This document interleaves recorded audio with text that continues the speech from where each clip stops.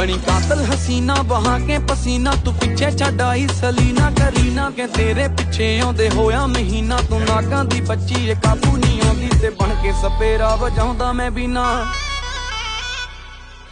केड़े खेत विच लगी केड़ी कणक दा नी तू आटा छकदी ऐ। Tight tight short loose loose टी शर्टां ना कहर नूं ढकदी ऐ।